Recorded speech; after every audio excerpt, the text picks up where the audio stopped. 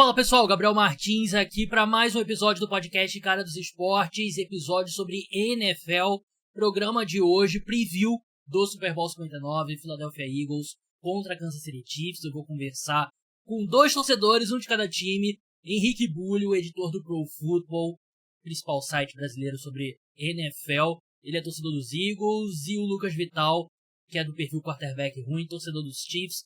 A gente fez um preview e no final demos nossos palpites para o jogo. Na segunda parte do programa, eu vou receber a Gabriela Bancart, que é jogadora brasileira de flag football, embaixadora do flag football pela NFL e pela IFAF, Federação Internacional de Futebol Americano. Ela participou da semana do Pro Bowl lá nos Estados Unidos e ela contou tudo como foi a experiência, como é ser embaixadora do flag football, ela que é uma das melhores jogadoras de flag football do Brasil, e também sobre a situação do flag football chegando nas Olimpíadas, né? Vai ser esporte olímpico nesse ciclo, chances do Brasil, como está o estado do esporte aqui no nosso país. Entrevista bem legal, espero que vocês gostem. Esse episódio de meio de semana normalmente é exclusivo para apoiadores, como é a semana do Super Bowl, eu estou postando ele na íntegra no feed, no YouTube, no Spotify. Se você curte os podcasts, se você escuta regularmente e quer ajudar o podcast a ficar no ar, e você está ouvindo, não tem patrocínio. O podcast só está no ar graças ao programa de apoiadores. Então, se você gosta do meu trabalho, ajude se tornando apoiador. Tem o link na descrição, é só em caradosesportes.com.br. R$14,90 por mês. Te dá acesso a 2 episódios do podcast por semana, um de NFL e um de NBA, meus textos também lá no site, e você pode assinar plano de um ano por R$14,90, um desconto, né? Sai menos que R$14,90 por mês, e a cobertura continua, off-season inteira, 2 episódios por semana do podcast NFL, um aberto, o outro para os apoiadores, e é vital, se não continuar crescendo o número de apoiadores, o podcast vai perder força. Então, depende de vocês para manter o podcast no ar. Então, dado o recado, vamos começar falando do Super Bowl. Henrique Bulho, Lucas Vital aqui com a gente. Tava brincando até com o Lucas antes da gente começar a gravar, né? Que eu pedi para ele já botar na agenda dele ano que vem, semana do Super Bowl, né? Porque é um cara que, segundo domingo de fevereiro, ele não pode marcar nada, né? Porque ele já sabe que ele já tem um compromisso. Mas vamos começar pelo mandante do time, Henrique Bulho, aqui com a gente, torcedor dos Eagles. Você conhece o trabalho dele lá do Pro Football. A primeira pergunta que eu botei na pauta, que eu mandei para os dois, é: o que levou o seu time ao Super Bowl 59, né? E acho que vale muito para os dois, né? Mas acho que para os Eagles é uma pergunta que acho que nada que tenha começado esse ano, né? Acho que é um processo já longo e de repente dá pra gente rastrear desde o momento que o Howie Roseman voltou a comandar as ações dentro do Philadelphia Eagles, né? Depois daquele terrível período do Chip Kelly. Mas eu sinto que o sucesso do Philadelphia Eagles é um grande sucesso organizacional, talvez não só da NFL, mas talvez nos esportes dos Estados Unidos, né? Porque a gente vê esses times com sucesso sustentável na NFL, normalmente são nas costas de um quarterback top 5 na NFL, e eu acho que o Jalen Hurts agora ele é um tanto quanto subestimado, mas até a gente não vai concordar que ele não é um quarterback do primeiro patamar, né? Mas acho que diz muito sobre esse sucesso organizacional do Philadelphia Eagles. Você concorda, Henrique, que é mais ou menos o que levou o Philadelphia Eagles de volta ao Super Bowl?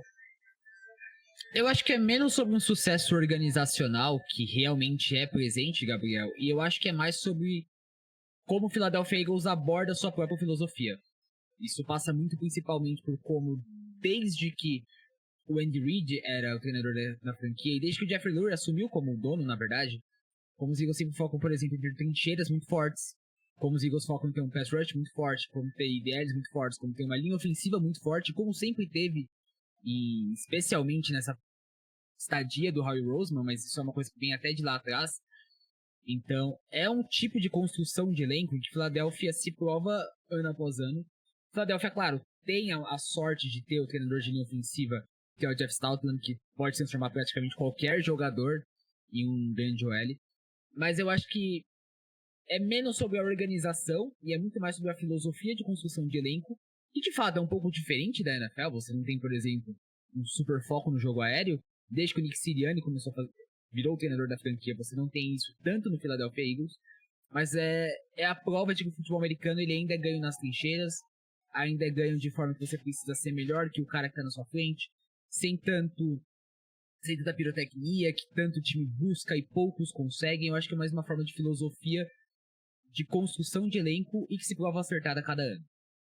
E do lado do Kansas City Chiefs a gente pode resumir essa conversa muito, né? E é o Patrick Mahomes, né? Quando você tem o Patrick Mahomes, assim, literalmente ele tem mostrado que um time que tem o Patrick Mahomes, o piso é chegar na final da AFC, né, Lucas? Não, com certeza. E eu acho que um pouco além do Mahomes, pensando em organização, os Chiefs têm feito os drafts muito bons. Até postei isso recentemente lá no QB Ruim, que o draft 2022, que é essa classe que está indo para o terceiro Super Bowl seguido, saiu os 2 cornerbacks do time de lá, saiu o running back do time de lá, saiu o segundo ou primeiro edge do time de lá, saiu praticamente peças importantíssimas, saíram todos de um draft só. A gente está chamando escolha de quinta rodada de bust, porque foi o único cara que não contribuiu com nada, que é absurdo e completamente pouco replicável se você for parar para pensar realmente na estrutura, né? Mas eu acho que, taticamente falando, o que os Chiefs fizeram de muito bom, o que trouxe os Chiefs para esse Super Bowl especificamente, foi que os Chiefs viraram um time excelente em futebol americano situacional. Os downs que contam, as jogadas que dá aquela margenzinha um pouco a mais, os Chiefs normalmente estão na frente. Desde um tackle, os Chiefs são uma das defesas que melhor tacleiam na NFL, principalmente depois que o time voltou aí bem defensivamente esse ano, né? Ali diria da semana 12 em diante. Jogadas de special teams, a gente vê praticamente toda semana os Chiefs fazendo alguma coisa importante nos special teams. E terceira e quarta descida, o ataque não é o melhor ataque do mundo, mas é um ótimo ataque em terceira e quarta descida. Então é uma coisa meio... Pô, não gosto de citar a falecida dinastia, mas é uma coisa meio Tom Brady, Bill Belichick, de ser bom quando importa ser bom. E os Chiefs são muito bons nisso. Então eu acho que para esse Super Bowl é essa experiência, esse futebol americano situacional. Eu concordo muito. Eu acho que o Chiefs é muito parecido com a segunda era da dinastia do New England Patriots, né? A segunda fase ali, que era um time de uma precisão absurda, né? De jogar bem em situation football mesmo, é um ataque que hoje em dia não é mais aquele ataque de fogos de artifício, né? De pirotecnia, como o Henrique falou, né? Mas é um ataque mais de precisão. Tanto que a primeira vez que fez mais de 30 pontos na temporada foi literalmente 2 domingos atrás, né? Na final da AFC. Então,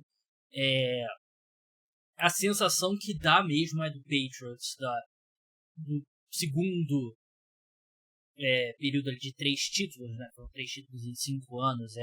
É um time que sabe vencer, é um time que sabe que pode se dar ao luxo de ir descobrindo, testando coisas ao longo da temporada regular, porque sabe que tendo o Patrick Mahomes, o seu piso é absurdamente alto, e quando você chega nos playoffs, eu sinto que os Chiefs estão jogando o melhor futebol americano deles na temporada. Eu acho que foi assim ano passado, e foi assim esse ano novamente. Que me leva ao próximo tópico aqui na nossa pauta, Lucas, qual que é o ponto do Philadelphia Eagles que mais te preocupa como torcedor dos Chiefs, né? Qual que é o ponto, vou dizer assusta, né? Mas que você ali no grupo ali com seus amigos torcedores dos Chiefs, no grupo que você pode ser vulnerável falando sobre a expectativa para o jogo, o que te preocupa nesse matchup? Cara, pode falar assusta, que me assusta mesmo ser com o Barkley atrás dessa linha ofensiva aí, de me deixar acordado à noite. Uma das, se não a melhor linha ofensiva da NFL, né? Acho que depende de quem fala. Eu acho a melhor, mas tem gente que discorda.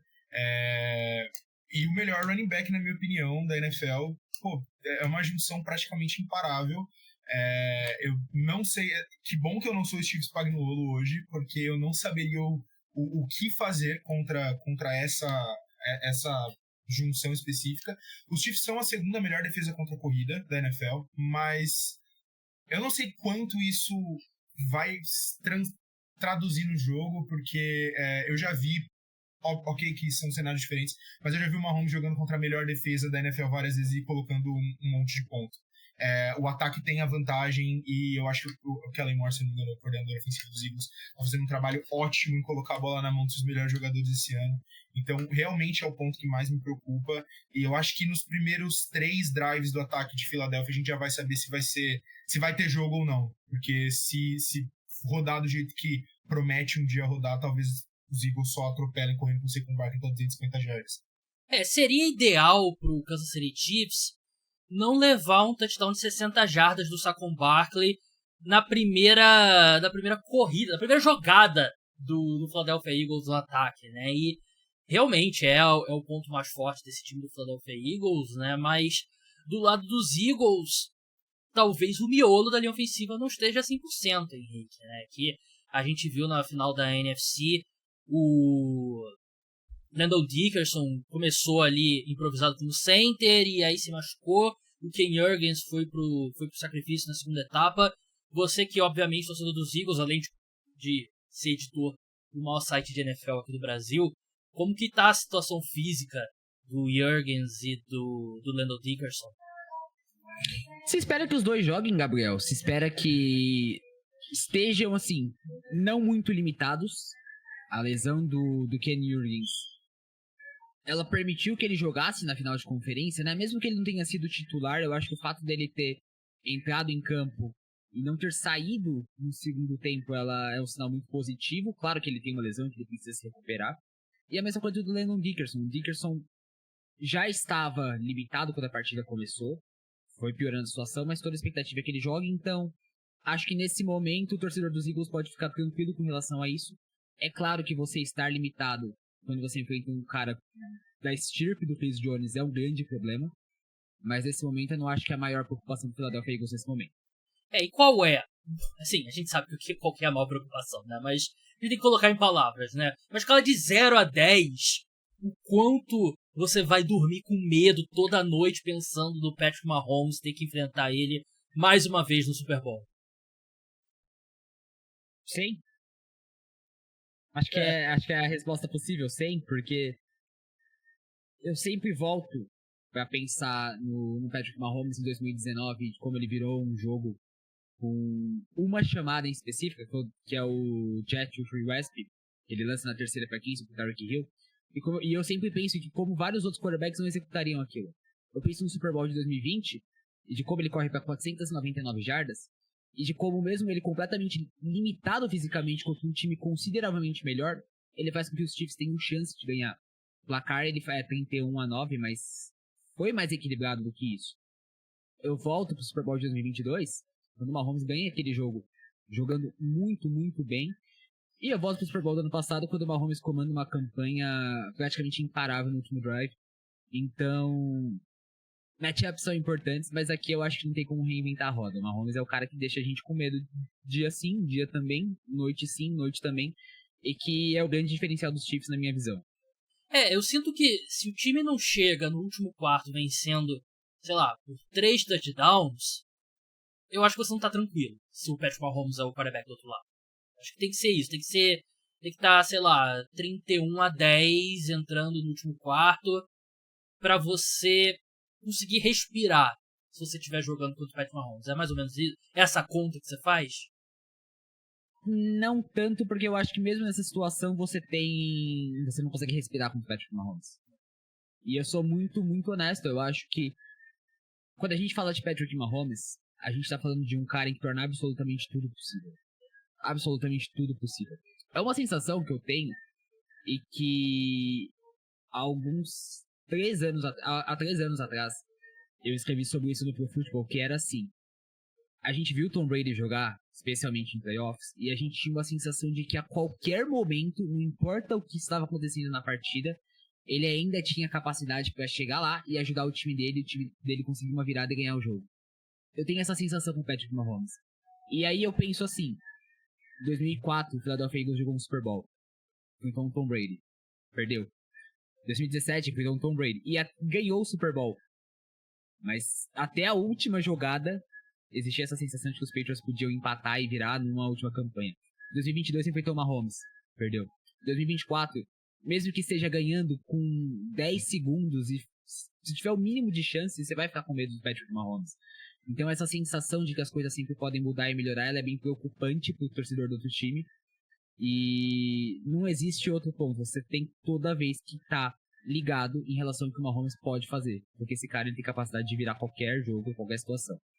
E tem também o fato, Lucas, que a gente já descobriu na final da NFC, que os árbitros podem dar pontos pro time, né? Então, pro Kansas City Chiefs e pro Patrick Mahomes, agora, não tem como perder um jogo na NFL, né? Agora que se estabeleceu esse precedente.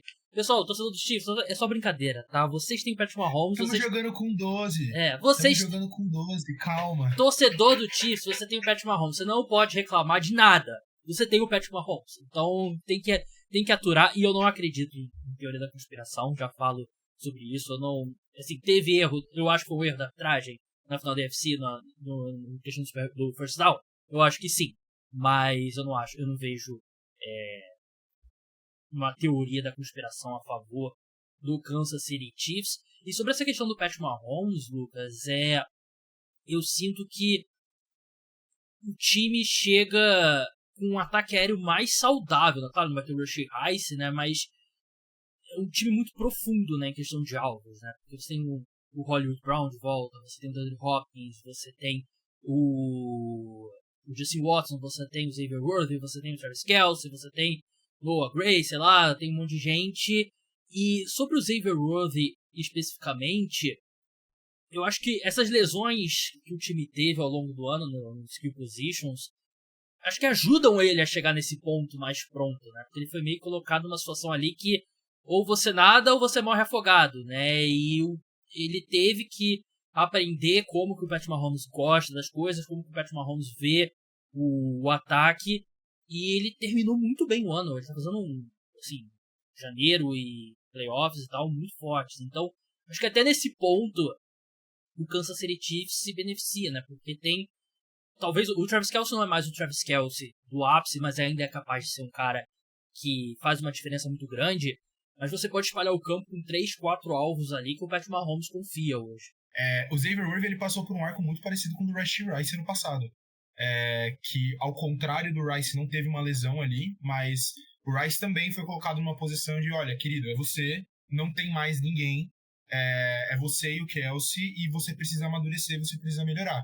E eu vejo muito parecido o arco que o Xavier Worthy passou esse ano, que é, olha, se não for você, a gente não vai ganhar alguns jogos, a gente não vai fazer algumas jogadas, a gente precisa que você apareça. E isso ajudou muito no amadurecimento dele, e eu tô muito animado para ver ano que vem essa versão do Xavier Worthy com a versão do Rashee Rice pré-lesão, se é que ele volta naquele nível pré-lesão, porque eu realmente acho que são dois caras que se desenvolveram muito no fogo, né, na hora que contava mesmo. O Xavier Worthy, eu lembro que a estratégia dele foi boa, né, porque ele fez aquele primeiro jogo contra os Ravens muito bom, né, que ele teve 2 touchdowns e tal, meio que tirou a atenção do fato que depois ele tava assim péssimo, né, ele teve uma sequência muito ruim, e aí ele encaixa de novo, muito com a chegada do DeAndre Hopkins, né, ajuda também e tal, mas ele terminou como a temporada, é a velocidade dele, né, o que ele pode fazer tocando na bola a qualquer momento, ele pode fazer um touchdown de 80 jardas, né, então, claro que tá no mesmo nível, né, mas o Saquon Barkley é alguém que o Kansas City Chiefs, obviamente o foco é toda vez que ele pegar na bola, ele pode levar para casa, então você tem que estar sempre preparado, e o Xavier Worthy é a mesma coisa. Henrique, Julio, qual ponto que você acha que os Eagles levam mais vantagem nesse domingo? Cara, eu fiz a prévia na segunda-feira com o Devão no podcast do Pro Football e eu cheguei à conclusão de que praticamente nenhum. E eu não tô dizendo que os Eagles são inferiores, é porque eu acho que esse jogo é realmente muito equilibrado. Você pode olhar jogos de, por exemplo, Kansas City contra Buffalo, Kansas City contra Houston, e você vai encontrar aspectos do jogo onde Kansas City era muito superior. Em Filadélfia contra Washington, contra Los Angeles, contra Green Bay, a mesma coisa. É difícil encontrar um ponto onde eu acho que os Eagles levem vantagem. Aonde eu acho que podem desequilibrar, e ali sim eu acho que tem um leve desequilíbrio em favor dos Eagles. quando os Eagles estiverem pressionando por fora, os Eagles têm o Josh Sweat, que tem jogado bem, os Eagles têm o Nolan Smith, que tem 4 sacks nos playoffs em 3 partidas. E os tackles dos Chiefs a gente sabe que são problemas. A mudança do Joe Tunney pra tackle melhorou o problema, mitigou, mas aí você primeiro perde um pouquinho de força no interior, onde os Chiefs sempre foram excelentes, e segundo que o right tackle meio que não tem solução. Ali, Kansas City continua tendo problema. Os Eagles não são um time tão forte no pass rush como eram em 2022, mas tiveram 70 sacks na temporada regular, mas ainda são um time com bons jogadores ali. Se o Vic Fangio conseguir desenhar situações de 1v1, conseguir desenhar blitzes, conseguir talvez aplicar um pouquinho dos pacotes NASCAR que o Jim Schwartz aplicou em 2017 funcionando com os Patriots, eu acho que o time consegue chegar no Patrick Mahomes. E aí vem pro ponto principal, você não consegue parar o Mahomes, você consegue fazer é limitar. Se você conseguir bater nele, chegar nele consistentemente, talvez você consiga chegar, na melhor das hipóteses, você consegue chegar num cenário tal qual o Tampa Bay em 2020. E aí eu acho que é onde os Eagles podem melhorar um pouquinho mais essa partida. Olha, eu vou fazer uma referência a Harry Potter aqui, que eu sei que não é muito popular hoje em dia, expõe minha idade, mas no final do Enigma do Príncipe, o Harry tenta usar o Sectum Sempra contra o Snape, né? E o Snape, isso no livro, no filme, se não me engano, não está. E o Snape fica puto e fala, como que você ousa usar o meu feitiço contra mim, né? E os Eagles usarem o pacote NASCAR contra o inventor do pacote NASCAR, que é o Steve Spagnuolo, seria um absurdo. Mas eu acho que é o caminho, porque você pensa no Nolan Smith, você tá fazendo uma pós-temporada brilhante. O principal ponto dele, diria que, como Edge Rush, é a velocidade. E o Joe Thuney, tá segurando as pontas, tá fazendo o possível como left tackle. Ele é um guard, ele não tem velocidade pra ficar na frente desses edge rushers de elite fisicamente, né? A gente viu ele teve muito problema contra o Will Anderson no jogo contra o Houston Texans, né? Então, eu concordo plenamente. Eu acho que os tackles dos Chiefs são um problema, né? E um deles recebe $20 milhões e ainda é um problema, né? Que é o Jawan Taylor. Que eu gosto da estratégia dele de fazer false start em toda a jogada, porque ele sabe que os árbitros não vão marcar false start todo o snap, né? Então, você sair antes toda a jogada, que vai ter hora que você vai se dar bem porque os árbitros não vão marcar false start toda a jogada. Isso não é sobre o Chiefs. Qualquer tipo. Lane Johnson, o senhor Lane Johnson é outro. O Lane faz isso demais. Não, Lane Johnson demais. False start. Acho que ele nunca saiu na hora no snap. Pelo menos nos últimos 5 anos pra cá, ele nunca saiu na hora certa no snap. Mas, Lucas, qual o ponto que te preocupa? Quer dizer, contrário, né? Qual o ponto que você acha que os Chiefs levam maior vantagem contra o Philadelphia Eagles? Cara, de um jeito muito parecido com a linha de pensamento do Henrique, é muito difícil pra mim ver algo tático e falar, não, esse grupo dos Chiefs é inerentemente melhor do que esse grupo dos Eagles em um matchup que vai acontecer. Óbvio que eu acho o Mahomes melhor do que o Jalen Hurts, mas eles não jogam contra o outro, né, de fato. Aí eu acabei indo na resposta mais plausível e óbvia, que é a experiência, cara. No fim das contas, esse é o 5º Super Bowl dos Chiefs em 7 anos. Então, posso falar com certeza que as principais peças dos Chiefs, o Kelce, o Mahomes, o Andy Reid e os caras que estão ali um pouco mais de tempo, eles não têm tanta pressão de se jogar um Super Bowl quanto uma semana normal para eles, dos né? Eagles vão ter, que é normal. Tem cara ali nos Eagles que tem jogadores importantes na defesa dos Eagles que são calouros, por exemplo. Então eu acho que isso é algo que, eu não sei quanto isso vai dar de ponto para Kansas City no placar, eu não sei quanto isso vai de fato transmitir no jogo. Os Eagles são um time extremamente bem treinado, e o Vic Fangio é um cara, eu gosto muito do Vic Fangio. Eu lembro de quando ele era técnico em Denver, que todo jogo de Kansas City contra Denver era o Vic Fangio dessa vez vai parar o Mahomes, porque ele realmente foi o cara que trouxe muito dessas formações com 2 safeties no fundo do campo, que fizeram o Mahomes ter que se adaptar a não ser mais o cara que ele era ali em 2019. Mas eu acho que a experiência, no fim das contas, é algo que pode contar muito, e a única coisa tática que eu consegui pensar foi realmente o Spagnuolo contra o Jalen Hurts. Eu não tô falando especificamente de um jogador da defesa dos Chiefs, eu tô falando do Spagnuolo, porque a gente viu o que ele fez contra o Josh Allen, que é um dos 3 melhores quarterbacks da NFL naquela 4ª descida.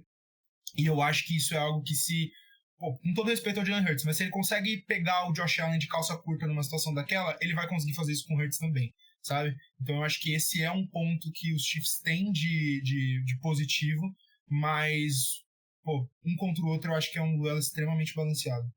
Eu sinto que a gente vai ver o Kansas City Chiefs desafiando muito, né, o Jalen Hurts, principalmente no começo do jogo, né? Colocar mais gente perto da linha de scrimmage e desafiar o Jalen Hurts a, pô, o box tá pesado, vou mudar aqui a corrida para um passe e vou tentar achar o Devonta Smith, vou tentar achar o A.J. Brown, né? E aí o Kansas City Chiefs é aquela coisa, né? Vamos ver, Hurts, você consegue vencer a gente com o seu braço? Porque o que não pode acontecer é o que aconteceu na final da NFC, né? A primeira jogada do ataque dos Chiefs, o Saquon Barkley fazer um touchdown de 60 jardas, né? Exatamente o que não pode acontecer. Mas qual que você acha que é o matchup chave desse jogo, Henrique? Um matchup que um time que levar vantagem... Obviamente tem setores óbvios, né? Mas um ponto desse jogo, um matchup, seja entre a defesa dos Eagles e o ataque dos Chiefs, ou vice-versa, que você acha que vai ser chave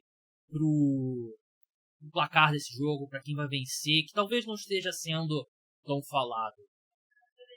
Eu acho que é realmente o quanto os Eagles conseguirem bater no Patrick Mahomes. E aí eu quero isolar o Nolan Smith e o Josh Sweat contra os tackles dos Chiefs. Mas assim, existe a expectativa de que o Brandon Graham pode voltar para essa partida. Eu não acho que ele vai ter grande impacto.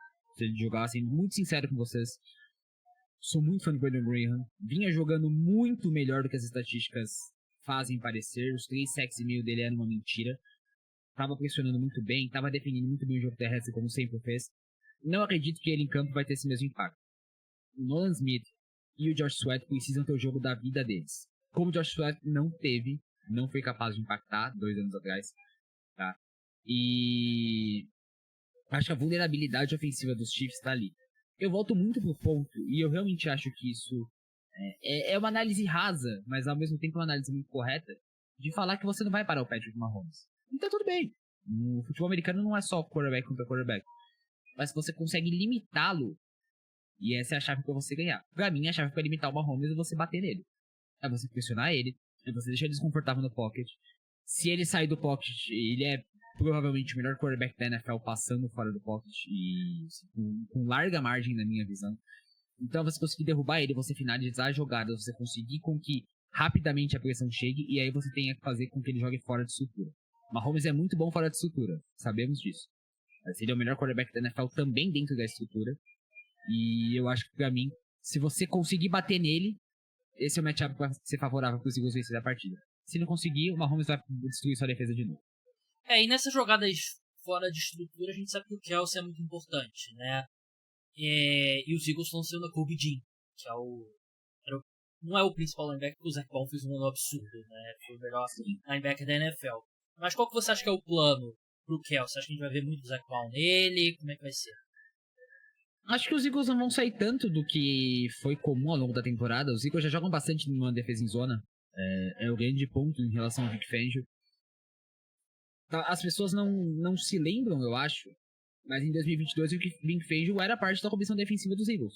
Ele só saiu em 2023 e foi pro Miami Dolphins porque, com o time no Super Bowl, ele não tinha certeza se ele ia conseguir o cargo pós-saída do Jonathan Gannon. Mas ele teve muito dele naquela defesa. E o sistema dele, que é o famoso sistema em quarters, que ele roda com 2 caras no fundo do campo, é um sistema que consegue limitar bem esse meio do campo. É por isso que o Zach Baum teve um grande ano. Agora, quem lembra do Super Bowl ano passado, deve lembrar de um detalhe extremamente importante. A partida começou a virar para o lado do Kansas City Chiefs, especialmente quando os Chiefs tinham a bola, quando o Greenlaw se machuca e o Warren Burks entra em campo. Hoje o Warren Burks vai ser o titular do Philadelphia Eagles. Eu sei que ele fez algumas boas jogadas na pós-temporada, ele forçou o turnover contra os Packers, forçou o turnover contra os Commanders, mas ele jogando contra o Kansas City Chiefs foi uma vulnerabilidade no ano passado, e eu acho que os Eagles não vão fazer nada de diferente. É deixar os caras se virarem no meio do campo tentando marcar o Travis Kelce, seja o que Deus quiser. E você, Lucas, qual você acha que é o matchup chave, ou você concorda que essa questão dos tackles mesmo? O Henrique falou melhor do que eu jamais poderia ter dito. Parafraseando o que eu falei, foi que o jogo não acontece se os Eagles ganharem constantemente a linha de scrimmage contra os Chiefs. Vira uma situação insustentável. E eu acho que é mais do que só... Eu gostei muito do que o Henrique falou, mas até dando um ponto a mais, eu acho que é mais do que só o incomodar. É como o ataque dos Chiefs se coloca numa posição de ser muito previsível quando o Mahomes está sendo muito pressionado. Porque não dá tempo de fazer algumas coisas no fundo do campo, que por mais que as jogadas não aconteçam, as chamadas estão lá. Por mais que às vezes o Xavier Worthy corra 40 jardas e não receba a bola, o fato dele ter corrido as 40 jardas puxou 1 ou 2 marcadores e abriu um pouco mais o campo para alguma outra coisa acontecer. E quando os times começaram essa temporada a bater cada vez mais no Mahomes, essas rotas mais longas começaram a desaparecer, porque você nem precisa dar tanta atenção para elas, porque sua defesa está chegando ali em menos de 2 segundos. Então, para além do tirar o time da cadência, você faz os Chiefs jogarem como se o jogo inteiro fosse uma grande red zone. A gente precisa só dessas próximas 10, 15 jardas. E os Chiefs não são um ataque bom na red zone, então se você consegue transformar eles num ataque que joga red zone o campo inteiro, dificulta muito. Então, realmente, assim, eu acho que o Toney vai ter que fazer o jogo da vida dele. Eu espero o Reed chamando muita ajuda para ele com o running back. Eu espero muito o Pacheco e o Kareem Hunt naqueles chip blocks ali para tentar ajudar ele se ele for batido na velocidade pelo Nolan Smith. E me preocupa um pouco o Mike Caliendo pelo meio também. Além de só dar muita pressão no Mahomes, os Chiefs não correm tão bem com a bola com ele no lugar de Joe Toney como left guard. Então, a trincheira ali vai falar muito pra gente de como esse jogo vai ser jogado. E eu também concordo com o Rick no fato de que se os Chiefs conseguirem segurar a pressão dos Eagles, o ataque vai ser metódico, aquela cadência de passe a passe, 3, 5, 8 jardas, e aí na hora que você vê outro touchdown dos Chiefs, que a gente passou 5 minutos, 6 minutos com a bola. Verdade. E eu até abri aqui a lista, as odds aqui para MVP do Super Bowl antes de eu fazer essa pergunta para vocês. E dependendo do que vocês me respondam, talvez eu bote um dinheirinho ali. Mas qual que você acha que vai ser o herói improvável desse jogo, Lucas? Um cara ali que não é o Mahomes, não é o Kelce, não é o Chris Jones, mas que talvez não seja o MVP de fato, mas um cara que possa fazer uma diferença muito grande nesse jogo que acho que talvez o público mais casual não esteja pensando. Cara, eu trouxe 2, porque o primeiro é difícil que ele ganhe MVP, que é o Nico Remigio. Ele é o retornador de punts e special teams como um todo nos Chiefs. Ele pegou a titularidade depois que o Michael Hardman se machucou, e eles têm sido muito bom. Os Chiefs, nos 2 últimos Super Bowls, se eu não me engano, me corrija se eu estiver errado, tiveram boas jogadas em special teams. Eu citei isso mais cedo no podcast também. E, cara, minha visão é a seguinte: os Eagles correm muito bem com a bola. Esse foi um ano que a tese da NFL foi controle de posses. Tanto ataques que fizeram muitos pontos quanto ataques que fizeram poucos pontos controlaram as posses. E se você está jogando um jogo muito curto, de posses muito apertadas, um grande retorno dos special teams pode ser a diferença. E eu acho que ele é um cara que tem total capacidade de fazer isso. Mas aí falando de um jogador mais que joga ali a maior parte do tempo em campo, né, ataque ou defesa, eu diria que um cara que vai ter muita responsabilidade nesse jogo é o Drew Tranquil, que é o linebacker dos Chiefs. Ele é nosso melhor linebacker atualmente contra a cobertura, e entre Dallas Goedert no meio do campo e Saquon Barkley recebendo passe, eu imagino que o Drew Tranquil vai ter oportunidade de ser muito bom ou muito ruim nessa partida. Então, ou a gente vai estar falando dele como falamos do Nick Bolton, depois do Super Bowl 2 anos atrás, que teve um jogo muito bom, forçou aquele fumble do Jalen Hurts para um touchdown, ou a gente pode estar falando dele como um cara que teve um jogo péssimo. Então, vale ficar de olho nesses 2 nomes pelo lado dos Chiefs. E do lado dos Eagles, Henrique? Do lado dos Eagles, eu acho que é um cara que vem dominando e realmente dominando o Kansas City Chiefs quando eles se enfrentam. Fez isso nas últimas 2 partidas, só até com os números dele abertos aqui pra trazer. Mas é o Devonta Smith. Quem vê o Philadelphia Eagles esse ano e quem vê os números do Devonta Smith pode pensar que não foi o grande ano dele. Mas o que realmente aconteceu no Philadelphia Eagles foi que o time simplesmente decidiu correr com a bola muito, muito mais do que fez nos últimos 2, 3 anos, quando já corria bastante com a bola, especialmente em 2021, e consequentemente os números dele foram um pouquinho afetados. Só que o Devonta Smith foi muito bem contra o Kansas City Chiefs no Super Bowl há 2 anos. Ele foi muito bem na temporada passada contra o Kansas City Chiefs na temporada regular. E nos playoffs ele tem 12 targets e 12 recepções. Eu acredito que o Steve Spagnuolo ele vai tentar alguma forma de parar o A.J. Brown, de não deixar o A.J. Brown ser um cara que ganhe ritmo, ganhe consistência, como tentou fazer isso em 2022 e conseguiu, embora o A.J. Brown tenha tido uma big play. E eu acho que a chave para você explorar esses espaços, para você conseguir trabalhar com passes mais rápidos quando vier aquelas blitz malucas do Spagnuolo, é você conectar com o Devonta Smith. Ele não é o cara mais atlético, assim falando, mas ele corre rotas muito bem. É um cara com baixíssima porcentagem de drops. Então, talvez não seja realmente o herói improvável, porque ele é um cara de, primeira rodada, escolheu o top 10 do draft. Mas ele também não é o cara mais importante no ataque dos Eagles, né? E pra mim, ele é o cara que, se os Eagles forem vencer esse jogo, ele tem que brilhar, e eu acredito sim que ele pode ter um grande jogo, com os Eagles ganhando ou perdendo. E eu acho que também ele faz tempo que ele não tem um jogo grande, né? Então meio que pode estar chegando na hora, né, de a bola ir um pouco mais na direção dele e ele conseguir fazer jogadas. Ele provavelmente ele não vai ter a mesma atenção que o A.J. Brown, né? Porque o A.J. Brown é o A.J. Brown. Então eu acho que isso pode ser bem útil para ele mesmo. Tava vendo as odds, ele tem odds boas aqui. Eu acho que vou ter 51,0 para ser o MVP. O que o Nico Remigio tem 251,0, né? Vou botar um realzinho aqui, né? Nunca se sabe. Qual foi o outro jogador que você falou, Lucas? Eu agora esqueci. O Drew Tranquil, linebacker. Isso. Acho que nem tá aparecendo. Ah, tá aqui. Cara, eu sou 501, muito fã do Drew Tranquil. 501,0. Eu fiquei muito feliz quando os Chargers liberaram ele e Kansas City assinou ele por, mínimo. Foi inacreditável. Não, ele é muito bom, eu sou bastante fã. Bom jogador mesmo. Falando rapidinho, claro, Gabriel, do ponto que o Henrique falou sobre o Devonta Smith, para nós, nerds de All-22, todos os snaps que o Trent McDuffie tiver contra o Devonta Smith vai valer a pena reassistir bastante, porque vai ser legal. São, na minha opinião, um dos melhores cornerbacks na liga, o Trent McDuffie. O pecado dele é ser pequeno, tadinho, quem nunca. E o Devonta Smith é um dos melhores wide receivers correndo rotas da NFL, então vai ser bem, bem interessante.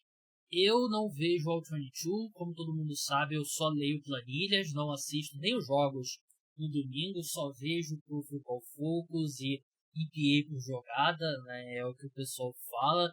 Eu sou um verdadeiro nerd, esse negócio de ficar vendo tape de jogador aí é um absurdo, mas vamos encerrar agora com palpites, né? Palpite, placar, começando por você, Lucas. Quem você acha que vem? Seu palpite para MVP no Super Bowl também, né? Que é meio óbvio. Mas qual que é o placar e quem vence? Eu não imagino que você vai apostar no seu time. Não, pra mim, o MVP do Super Bowl vai ser o Mahomes, porque Kansas City não ganha se ele não for o MVP. Pra mim, Kansas City ganha. E assim, eu estou sendo um pouco clubista, porque quem nunca, né? Super Bowl tem que ser.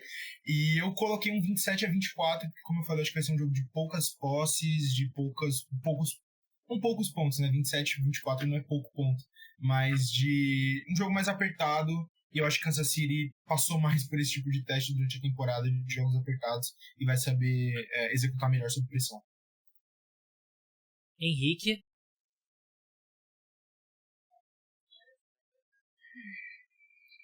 Eu fico nervoso de falar, porque eu acho que eu tenho que ser consistente, tá?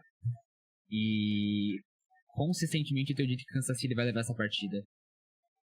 E dói. Você não tem que ser consistente, não. Deixa eu te dar uma dica de uma pessoa que é mais velha que você, que cobra NFL há mais tempo. É um palpite em cada programa, um palpite no site do Pro Football, um palpite em vídeo do Pro Football, um palpite em live. For participar de outro podcast, outro palpite. E você cobra de todos, você cerca de todos os jeitos, né? Esse negócio de ser consistente, ouça a voz da experiência. Cara, mas é que assim, eu fico muito feliz de pensar que até hoje eu errei todos os Super Bowls dos Chiefs. Todos. 2019 eu achei que ia dar 49ers. 2020 eu achei que ia dar Chiefs. 2022 eu achei que ia dar Eagles. Ano passado eu achei que ia dar 49ers. Então eu vou com o meu super poder e vou achar que vai dar Kansas City Chiefs. Porque me preocupa um pouco a eficiência do jogo terrestre do Philadelphia Eagles contra essa defesa. Acho que os Eagles têm toda a capacidade do mundo de vencer essa partida. Como eu falei, eu não acho que tem uma grande vantagem para nenhum dos lados. É um confronto extremamente equilibrado em matchups para mim. Cara, eu não vou apostar contra Patrick Mahomes buscando a história da NFL. Eu não vou fazer isso. É triste. É triste. Queria muito falar que eu tô confiante que o meu time vai ser campeão, mas eu não estou. Vou torcer, vou estar maluco, vou beber bastante, vou fazer churrasco em casa, mas infelizmente eu acho que Kansas City vai fazer história, vai ser o primeiro time a vencer 3 Super Bowls consecutivos. Eu acho que eles vencem ali com um jogo com menos pontos do que a gente viu há 2 anos atrás, algo como um 21-17. MVP Mahomes? MVP Patrick Mahomes. Eu vou de Kansas City Chiefs também. Era o meu palpite antes da temporada começar, que o Kansas City Chiefs venceria o tricampeonato. Assim como a maioria das pessoas, meu palpite antes da temporada era Chiefs e Lions, né, no Super Bowl. Eu acho que vai ser 27-21. Eu acho que o Mahomes vai vencer o Super Bowl. E um ponto interessante, ninguém quer escutar sobre sonho de ninguém. Eu acho que foi por volta de novembro. Eu sonhei que era Super Bowl Kansas City Chiefs e Philadelphia Eagles. Juro pra vocês. Só que... Resultado? Resultado não lembro. Peraí, se você chegou até aqui, você tem que lembrar o resultado. Não lembro. Eu lembro que era Chiefs e Eagles no Super Bowl. Mas me pergunta se eu apostei, se eu botei um dinheiro lá, Chiefs e Eagles no Super Bowl. Não botei, eu tenho que confiar mais no meu subconsciente. Mas eu acho que o Kansas City Chiefs vence aqui, porque... Vaquinha pro Gabriel pagar uma hipnotista pra lembrar do sonho, do final do sonho, quem ganhava esse jogo. Exatamente. A gente apostar. Lembrando que você pode também inventar o final. Posso dizer do segundo ou não. Eu não quis falar no preview, mas eu tinha sonhado que o Kansas City Chiefs ia vencer, né? Ou então eu tinha sonhado que o Philadelphia Eagles ia vencer. E antes que me chamem de hater, tudo bem, eu falei que o Kansas City Chiefs ia vencer no último Super Bowl contra os Eagles. Então aí, esse eu não tenho como me defender. Mas no Super Bowl 52, eu sentei aqui, não era exatamente essa cadeira, porque era outra cadeira, e falei que o Philadelphia Eagles com o Nick Foles iria vencer o New England Patriots. Então, não sou hater, quer dizer, sou hater do Philadelphia Eagles, mas eu não deixo afetar a minha análise. Henrique, muito obrigado pela sua participação. Siga o Pro Football. Eu sempre enrolo se é Pro Football BR, se é Pro Football Brasil. E eu não lembro também a sua arroba, eu sei que é bullying ou alguma coisa. Mas Henrique, me ajude aí. Como que o pessoal acompanha o seu trabalho e do Pro Football? Cara, primeiro eu queria agradecer, acho que é a minha terceira ou quarta participação aqui já no podcast desde setembro. E as pessoas acham que o futebol americano que une a gente, galera, não é. Eu convido aqui o Henrique pra eu poder depois mandar uma mensagem pra ele e dizer, pô, cara, eu dei raise pré-flop pro Vala, o cara deu tribet, aí eu não sabia se eu dava 4bet ou se eu dava call só. É pra isso que eu convido o Henrique, pra ter essa intimidade, pra fazer pergunta de poker pra ele depois. Exatamente, e eu já falei pra você que, tipo, mano, o WhatsApp tá aberto toda vez que a gente fala sobre o poker. Mas eu agradeço muito o convite, Gabriel. A gente passou por momentos bem legais ao longo dessa temporada, e fico muito feliz de começar vendo o Philadelphia Eagles ao vivo, fico muito feliz de terminar vendo esse time do Super Bowl. Foi uma temporada incrível, e acho que se você que não conhece meu trabalho, você que não conhece o Pro Football, recomendo conhecerem, recomendo entrarem no site. Como o Gabriel falou, é o maior do país com relação à NFL. E com toda a modéstia do mundo, digo também que é o melhor, tá? Pro Football Brasil, profutbol.com.br. E você pode me seguir também no Twitter, @bulhopf, PF de Pro Football. Mais um grande abraço e espero que, acima de tudo, todo mundo se divirta no domingo, que a gente tem um grande jogo pra assistir, e até mais. Eu particularmente não sou muito fã dessa ideia de temporada começar e terminar com o Philadelphia Eagles. Eu preferia que não terminasse com o Philadelphia. Não, mas assim, aí nesse caso você manda um ofício pro Gudel. Você não viu o cara? Você não era brother dele? 2 vezes. Uma delas... Aí você vai reclamar com ele, porque eu, por exemplo, tô adorando. Uma delas ao lado de Henrique Bulho, que a gente respirou o mesmo ar que o Roger Goodell, sentiu o cheiro de dinheiro exalando vindo dele. Mas, Lucas, muito obrigado pela sua participação também. Bota na sua agenda, ali entre... Que dia que vai ser o Super Bowl em 2025, né? Deixa eu ver aqui rapidamente. 2026, né? Vai ser no dia 8 de fevereiro. 3 de fevereiro de 2026. Bota na sua agenda aí, por favor, que você vai participar novamente aqui do preview do Super Bowl aqui no podcast Cara dos Esportes. Sigam ele lá no Quarterback Ruim, cara que faz um conteúdo muito legal lá no Twitter. Um grande abraço, Lucas, e até a próxima. queria agradecer aí também, pô, sempre um prazer estar aqui. Eu adoro vir aqui porque falar de Kansas City Chiefs é algo que eu faço pouco no meu dia a dia, tirando no QB ruim, óbvio, mas eu amo fazer. Esse time tem todo o meu coração o tempo inteiro e o Gabriel tem um espaço maravilhoso aqui também.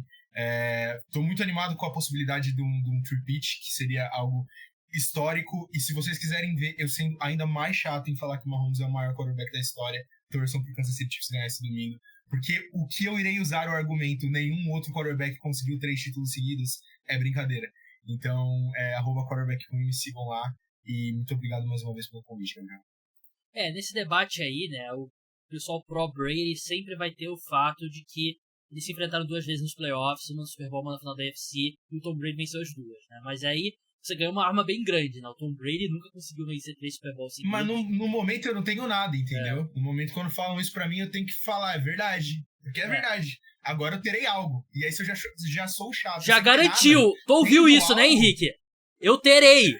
Já garantiu, Não, né? mas tá tudo bem. Se eu tivesse o Patrick Mahomes de quarterback, eu também ia estar falando a mesma coisa, cara. Eu não vou julgar, eu não vou ser hipócrita aqui. A soberba. Tô jogando sabe? com 12, a gente não falou da juizada, pô. Tô jogando com 12, aí fica mais fácil, A entendeu? soberba subiu a cabeça do meu amigo Lucas Vital. O Henrique não tá nem com a camisa dos Eagles, tá com a camisa do Pro Football. Antes ele tava com a camisa do Dolphins. Antes da gente começar a gravar, né? Mas eu falei o porquê. Tá. Jersey é caro. Tá todo mundo tentando se Jersey zicar é aqui caro. nesse podcast. Jersey é muito caro mesmo. Mas obrigado, amigos, e até a próxima. Muito obrigado, Lucas. Muito obrigado, Henrique. Vamos passar agora para a entrevista com a Gabriela Bancart, embaixadora do Flag Football pela NFL e pela Federação Internacional de Futebol Americano. Uma das melhores jogadoras do Brasil, treinadora, conversa bem legal. Será que o Brasil tem chance de medalha no Flag Football? Perguntei isso tudo e muito mais, bastidores do Pro Bowl, então não deixe de escutar. Gabriela Bancart, aqui com a gente, embaixadora do Flag Football da NFL, da IFAF, Federação Internacional de Futebol Americano, tricampeã do Regional Sul, bicampeão da Copa Sul, jogou o Mundial de 2018 e 2024 pela Seleção Brasileira, Intercontinental de 2023, coordenadora ofensiva do Floripa Ghost. Ela joga no Desterro Atlantis, são times co-irmãos, né, e eu sei disso porque no Floripa Ghost temos um amigo em comum, Rodrigo Moisés, participa sempre aqui do programa, e treinadora de sucesso, jogadora da Seleção Brasileira, embaixadora, e esteve no Pro Bowl, nas festividades, nos eventos do Pro Bowl. Gabi, seja bem-vinda ao podcast Cara dos Esportes. É um grande prazer falar sobre Flag Football e sua experiência no Pro Bowl. Primeira pergunta que eu te faço, eu sei que a gente está conversando aqui, você literalmente saiu do avião não tem muito tempo, né? Já caiu a ficha que você estava lá no Pro Bowl com as maiores estrelas da NFL, promovendo o Flag Football. Como que é isso?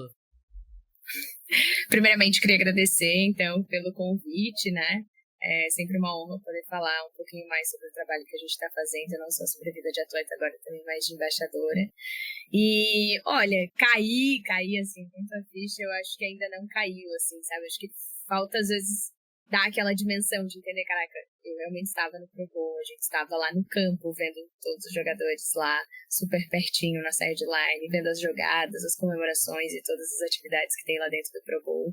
Então, com certeza foi uma experiência muito única, que a gente teve a oportunidade de conhecer muita gente, mostrar o flag não só do Brasil, mas do mundo também, para outras pessoas da NFL, jogadores da NFL. Então a gente teve um momento de muita conexão, assim, de a gente realmente ser apresentado e ser conhecido por outras pessoas da liga, para que a gente possa fazer com que esse esporte seja ainda mais conhecido mundialmente.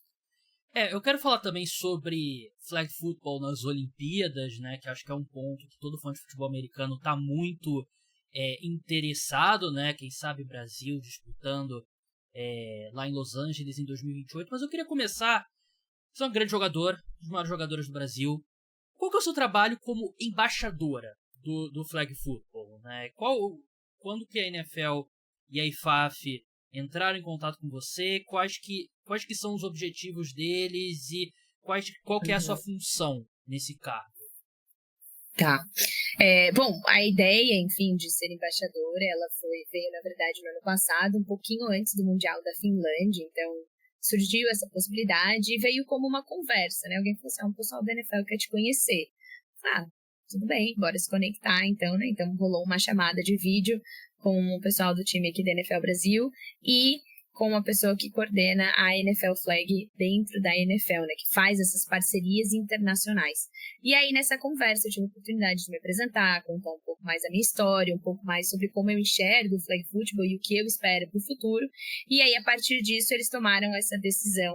E aí eles fizeram alguns convites ali para participar de ações daquela semana do jogo da NFL em São Paulo, né? Então, eu sabia que eu estava voltando da Finlândia e já ia ter uma agenda ali. Mas confesso que eu demorei para acreditar, assim, porque nada foi dito de que eu ia ser embaixadora, né? Foi um papo para me conhecer. E eu falei, bom, pode ser que seja, pode ser que não seja. E eu gosto sempre de ter o pé no chão e somente afirmar que as coisas aconteceram quando alguém realmente chegasse para mim e dissesse.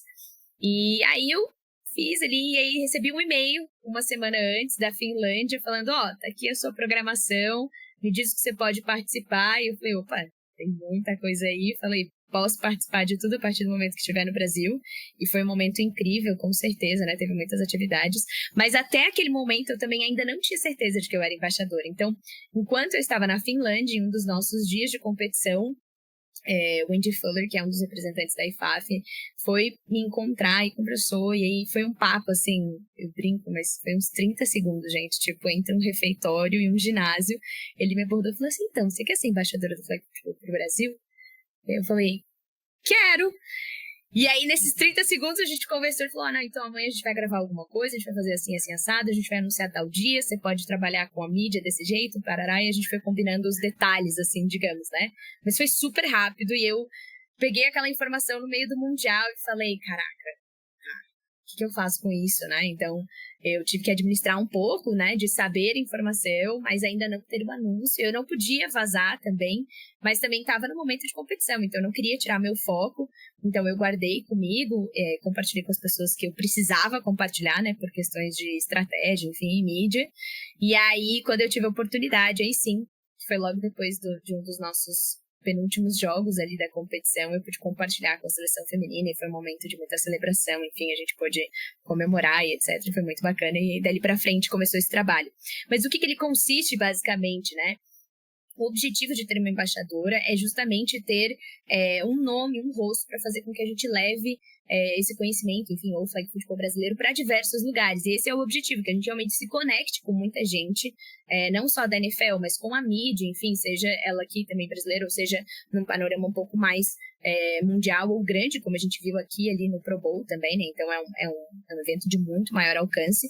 E não somente isso, né? Mas que a gente também possa fazer com que o flag de base seja desenvolvido através disso. Então a gente quer ser, digamos assim, a inspiração para que as crianças possam ver onde elas podem chegar. E aí cada vez mais com mais atividades que a gente desenvolve ali com a NFL, a gente consegue ter esse contato, né? Então, agora no Pro Bowl, não fui somente pro Pro Bowl, né? Então, eu fui pro campeonato que a gente tem do Sub-12 ali, da NFL Flag, que leva países do mundo inteiro para competir entre si. Então, uma das atividades disso foi essa competição. Então, estar lá com as crianças, dar um suporte, obviamente, acompanhar os jogos delas e tudo mais. E, claro, tentar trazer um pouquinho dessa experiência, assim, enfim, e poder apoiar eles nesses momentos que eles também pudessem vir a precisar ali durante os jogos, né? Então foi uma participação no Pro Bowl, mas durante o Pro Bowl a gente também teve esse campeonato. Então, a final do campeonato, por exemplo, ela aconteceu antes do jogo do Pro Bowl, né? Então a gente teve a final desse campeonato Sub-12 lá no mesmo campo do Pro Bowl.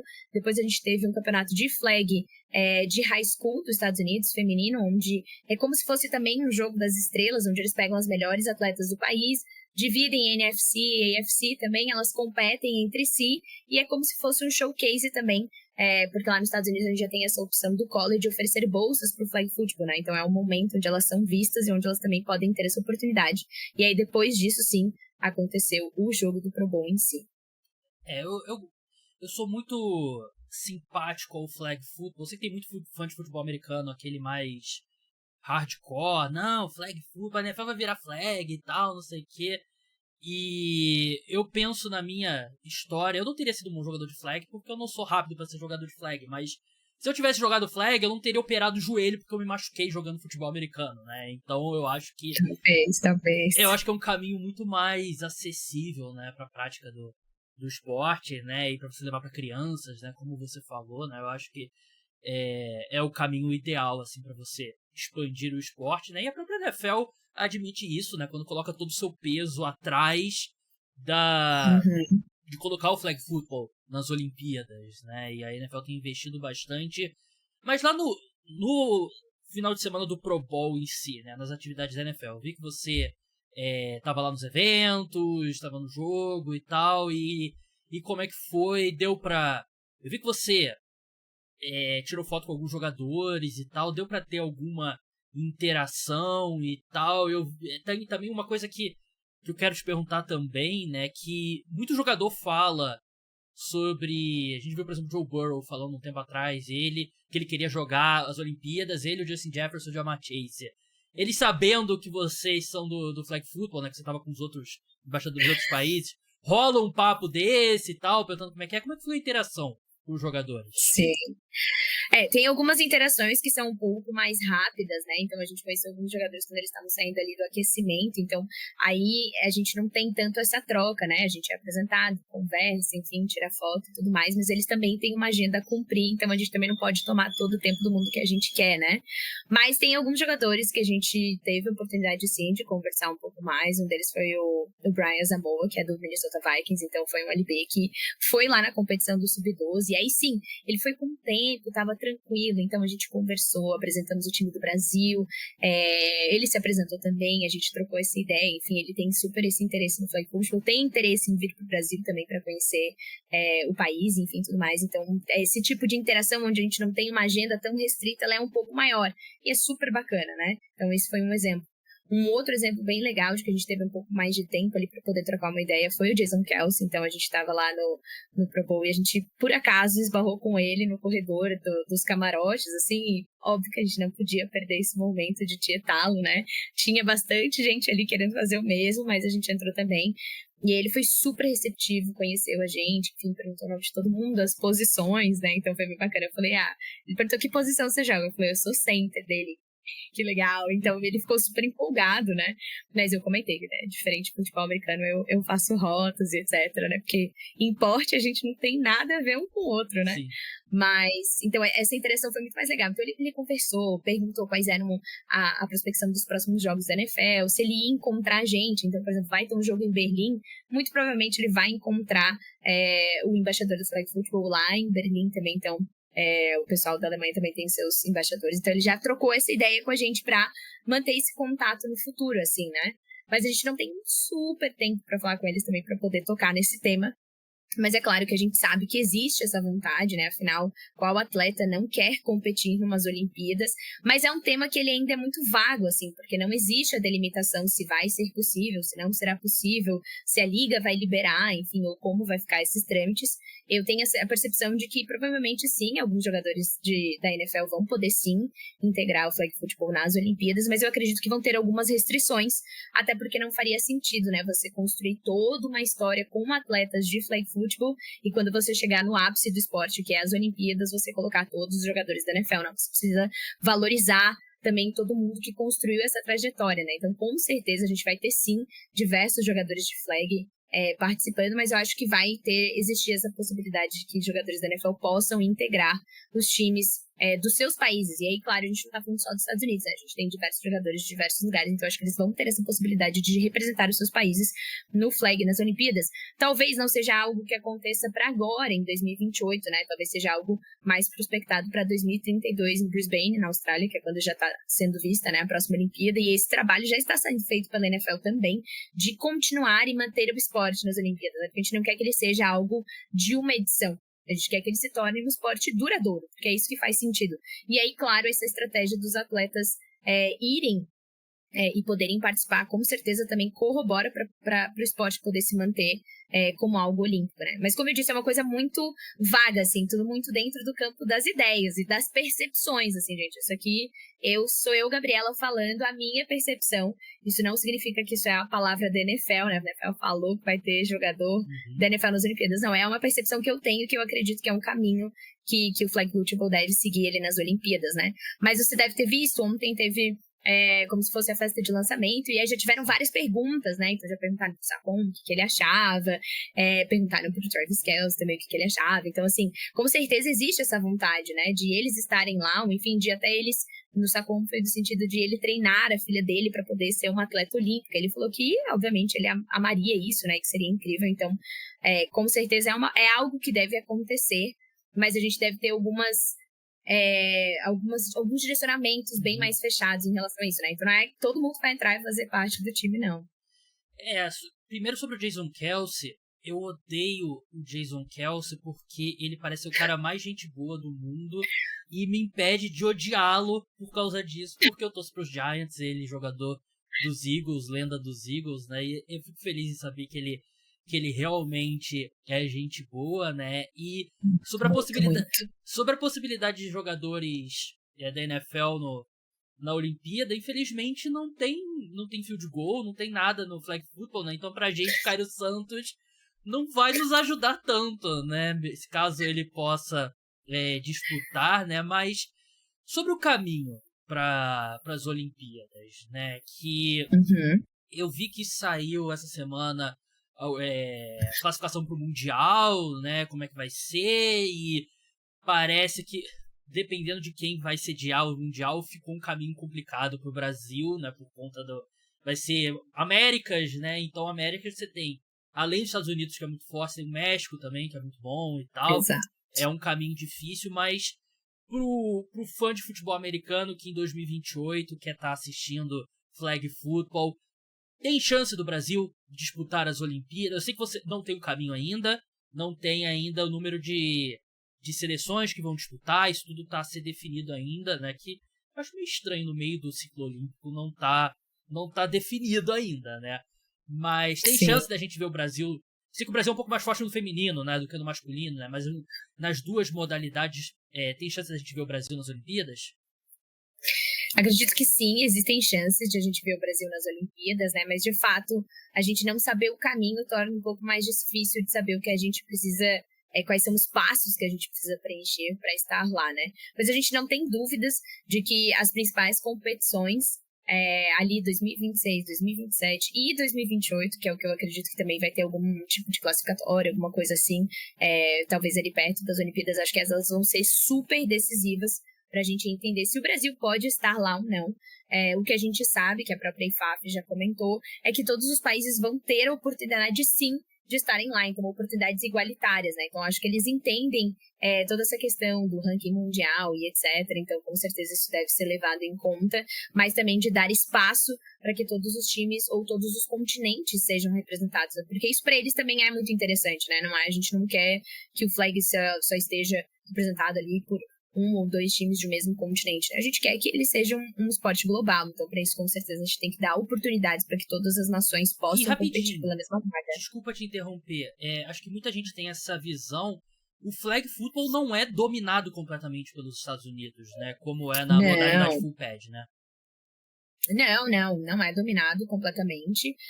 Claro que é o time mais forte do mundo, enfim, eles têm essa posição a alguns mundiais já, enfim, em outras competições, mas a gente tem o México aí, que é um time que performa super bem, e no último mundial a gente pode ver diversos outros continentes e nações, como por exemplo no feminino, o Japão foi o terceiro melhor time do mundo no mundial da Finlândia. Então se você for olhar o retrospecto do Japão em 2018, não era um time tão relevante em posições de mundial, e 6 anos depois, mais ou menos ali, você vê eles performando em alto nível, estando entre top 3 de times mundiais. Então, não é uma hegemonia ali dos Estados Unidos, a gente tem sim diversos países que têm grandes times e são muito fortes ali dentro da modalidade. Então, é bem diverso, assim, e de certa forma espalhado, sabe? Sim. E sobre o flag football aqui no Brasil, né? Eu vejo, assim, obviamente, eu acompanho a NFL desde 2009, então eu acompanho o futebol americano no Brasil de longe, não tão próximo quanto eu gostaria, né? Mas eu tenho uma ideia do que está acontecendo no cenário aqui do Brasil no futebol americano. E através do Rodrigo, né, como a gente falou no começo, né, que ele é meu amigo, ele é muito engajado com o futebol americano, então ele me mantém atualizado sobre tudo, os lados bons e os lados às vezes não tão bons assim, né? Certas eleições aí que o pessoal questionou muito a forma como ela foi realizada, mas enfim, me parece que o flag football hoje, em comparação com o full pad eu acho que é o full pad de 10 anos atrás, eu não vejo muita diferença, né? De novo, a minha opinião de alguém que acompanha de longe, se você me disser que que evoluiu muito, eu vou acreditar, porque é a opinião de alguém de longe. Mas o flag football, eu não via 10 anos atrás nenhum tipo de competição, nada, e hoje tem as competições, tem o Regional Sul, tem regionais em cada região do país, e aí tem a final, né, a super final e tal, tem competições nacionais, tem múltiplas competições e tal, e a gente vê, um time infantil do Brasil foi lá jogar, né, nesse torneio da NFL, e como eu falei no começo, eu acho que para criança é a melhor forma possível para você apresentar o futebol americano, e eu acho que é um esporte muito divertido para criança jogar, para qualquer pessoa de qualquer idade, né, mas principalmente para criança, né, porque não tem criança correndo, não tem tackle, né, não tem mais saudável, digamos assim, né, mas como que você vê o estado do flag football no Brasil atualmente? Bom, o flag football ele vem crescendo já ao longo dos anos, né? Ele é um esporte, eu falo que ele é muito feminino, então ele foi muito encabeçado por mulheres. Então, por exemplo, a nossa seleção brasileira compete desde 2012. Então, desde 2012 nós temos esse grande incentivo e essa participação majoritariamente feminina em competições nacionais também. Não quer dizer que o masculino também não tinha, mas sempre em menor número, um pouco por essa barreira entre o futebol americano e o flag que existia, né? Então, os homens demoraram muito mais tempo para performarem e entrarem na seleção brasileira. Em 2021 foi a primeira vez que a gente teve a seleção brasileira participando de uma competição mundial. E a gente pôde ver o resultado disso no aumento de times masculinos no país, assim, praticamente dobrou ou triplicou, assim, a dizer, depois que eles foram participar do Mundial em Israel. Por quê? Porque daí os atletas, não só do flag football, mas também os atletas do futebol americano se veem muito mais interessados na modalidade pelo prospecto que ela oferece de competições em alto nível, né? Então, muita gente acabou migrando para o esporte ou começou a praticar os dois. Então, hoje é comum a gente ver alguns atletas que são atletas de futebol americano e performam em altíssimo nível dos dois lados da bola, seja no FA ou no flag. Então, o masculino teve um grande crescimento e o feminino também vem crescendo ao longo dos anos, né? A gente já tem uma trajetória aí um pouco maior, se a gente for comparar ali em relação, pelo menos, às seleções masculinas e femininas, a gente já tá ali há um tempo nessa trajetória, mas os times femininos também vêm crescendo, né? Então, a gente tem notado isso, principalmente, a gente tá vendo essa questão dos times de base, né? A NFL tem investindo muito nisso, então a gente tá vendo os projetos da NFL dentro das escolas, o próprio projeto que leva as crianças para fazer essa competição internacional de flag também já tem diversos times do país que participam, então também acontecem os regionais, depois dos regionais todo mundo faz o nacional, então nisso a gente consegue ver sim, muitas mulheres também participando, muitas meninas, né, na verdade, participando do esporte já pela sua base, né. Então, esse é o prospecto que eu enxergo hoje para o flag. E é claro que a atratividade das Olimpíadas, eu acredito que nos próximos anos a gente vai ter um boom muito maior ainda, não só de times, mas de pessoas interessadas em praticar o esporte, né? E pessoas que também vão trazer esse alto nível. Então, a gente já tem visto isso de cada vez pessoas mais jovens também integrando e querendo conhecer o esporte, praticar ele em todo o Brasil, né? E a gente não tem uma certa hegemonia também de região, o que é muito legal. Então, se a gente for olhar o retrospecto aí dos últimos anos das nossas competições nacionais, pelo menos no feminino, por exemplo, em 2022 a gente teve um time do Norte que ganhou e foi o grande campeão brasileiro. Em 2023 nós tivemos um time campeão do Sudeste e agora em 2024 a gente teve um campeão do Centro-Oeste. Então, assim, a gente tem times que obviamente já tem um nível bem alto, mas você pode ver que não tem essa... Nos últimos anos, pelo menos, a gente não teve uma grande hegemonia de alguém que ganhou ali 3, 4, 5 competições seguidas, assim. Então, nos últimos 5 anos, a gente pôde ver uma grande variação ali entre as regiões que vem performando e estando nesse cenário nacional. E no masculino também não foi diferente, tá? Então, a gente também tem visto isso acontecer no masculino, que é bem legal. porque a gente vê que o nível técnico do Brasil inteiro, ele tá aumentando, ele tá performando. É claro que a gente ainda tem que incentivar isso muito mais, e que para algumas regiões é muito mais difícil do que para outras, devido ao fato do nosso Brasil ser um país de dimensões continentais, né? Esse é um problema, infelizmente, que é muito difícil de a gente superar no flag, pensando em a gente ter mais competições, ter um calendário maior e muito mais recheado, isso é muito mais difícil também. Mas a gente consegue ver que cada vez mais diversas regiões têm se especializado, crescido tecnicamente, taticamente, e chegam nas competições nacionais com uma excelente performance. Mas isso eu até acho que é uma vantagem do flag football, que você pega um campo de futebol, você faz, sei lá, 4 campos de flag, eu acho que cabem, né, e você... Uns 3, mas praticamente isso. E você pode fazer jogo sexta, sábado, domingo a final e acabou, né, futebol americano de contato não dá pra fazer isso, né? Você não pode jogar 3 dias seguidos, senão você morre, né? Mas eu sou torcedor do Floripa Ghosts, fechado com o meu Floripa Ghosts, 100%. Rodrigo Moisés, de novo pra citar ele 2017, por aí, 2018, me prometeu uma camisa do Floripa Ghosts. Tô esperando até hoje. Tô esperando até hoje. Que ele me falou que teve uma história com o fornecedor da camisa, não sei o quê, que não é a camisa atual, né? Quando era camisa mesmo, não era a camiseta, né? Não era regata ainda. Não era regata ainda. O Rodrigo é... Isso aí, mas a regata, eu posso passar por cima do Rodrigo e eu vou atrás. Pô, o Rodrigo... porque o Rodrigo a gente sabe, né? Mas a última coisa que eu ia te perguntar, né? Essa coisa de flag football, lá, vários torneios... Eu queria saber se você estava no torneio... Acho que foi no ano passado ali, foi... meio do ano, provavelmente, que teve aqui no Rio, de beach flag football, que eu sei que vocês mandaram gente. Você estava nele? Sim.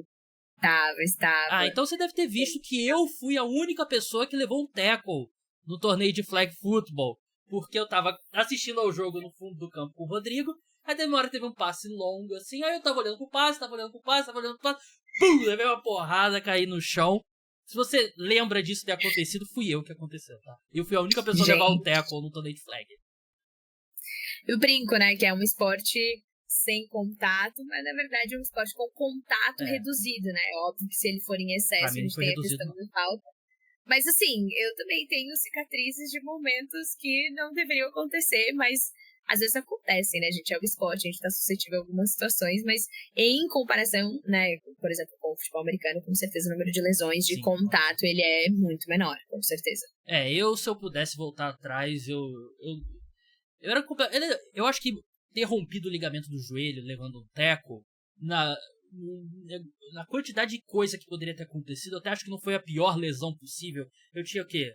Devia ter uns 19, 20 anos. Se eu pudesse voltar atrás, eu teria brincado um pouco de flag e depois seguido com a minha vida, porque não vale o risco. Então, eu sempre recomendo. Se você quer jogar futebol americano com contato, jogue, tome cuidado, se prepare bem, esteja ciente dos riscos.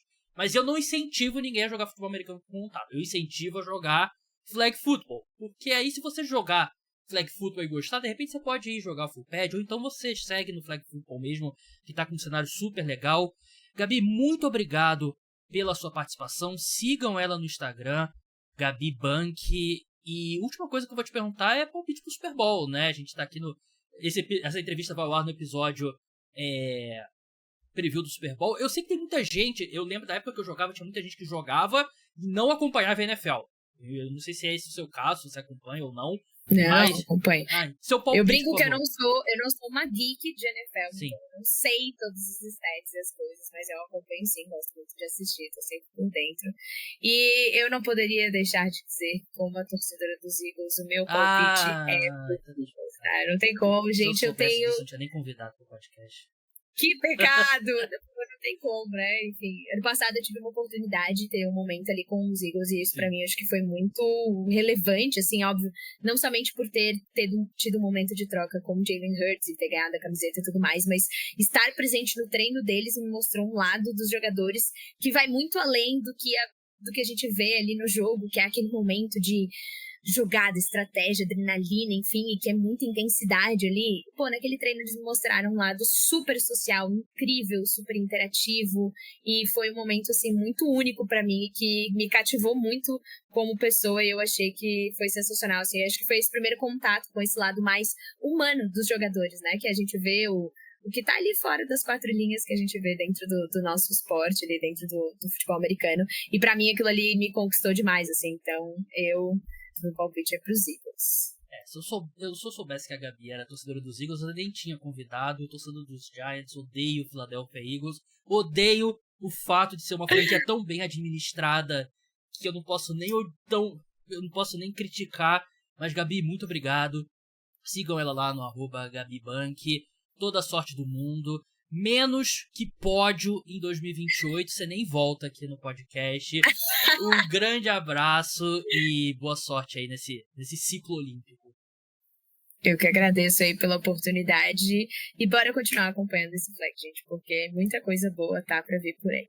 Muito obrigado, Gabriela. Muito obrigado a você, ouvinte. O podcast Cara dos Esportes volta na madrugada de domingo pra segunda.